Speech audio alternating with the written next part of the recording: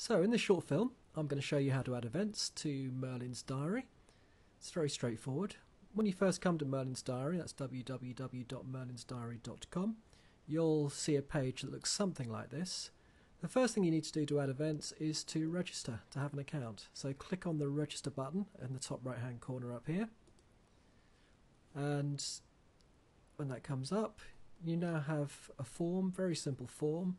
Just go through the various details.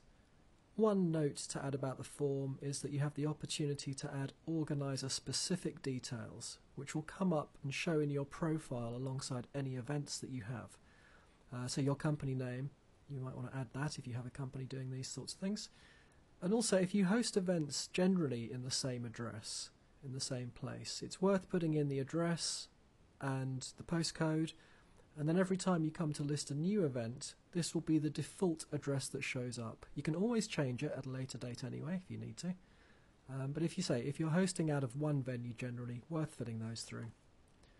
An image, that might be a brand, a logo of your company. That will show up every time in your event listings unless you decide to change the photo to show the talk of the speaker, whoever it may be, instead of having your company logo. Basic things there. The capture thing obviously is to prevent spammers getting involved and doing nasty stuff. So once you've filled out your form, you then have the opportunity to log in. I'm going to actually sign in now so that I can run you through what you do just to actually add the events. And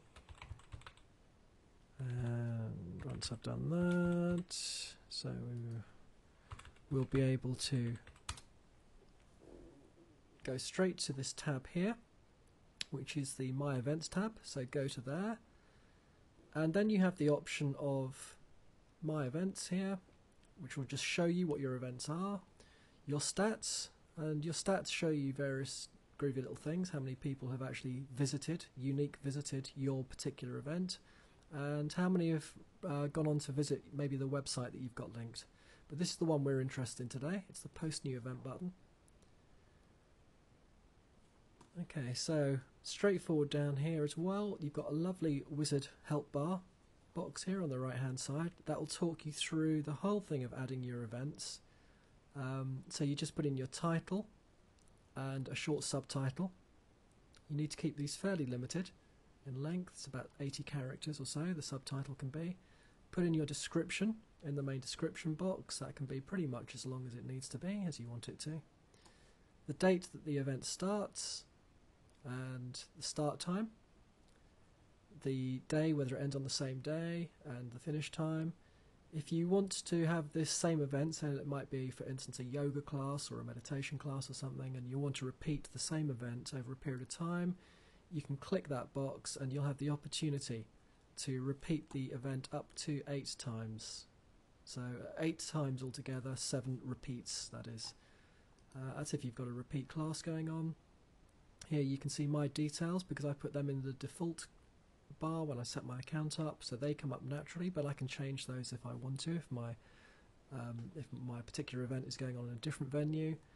That is my image, which has come up naturally because again we've put it back in the default setting, but you can change this at any time for a particular event. Obvious little things like price, the URL of the website. Rather nice thing down here as well is that you can attach a PDF flyer, so that then viewers who come to the website, look at your event, think, oh, I'd like to distribute some flyers to my friends. They can actually print off your flyers and pass them out. They become part of your marketing team.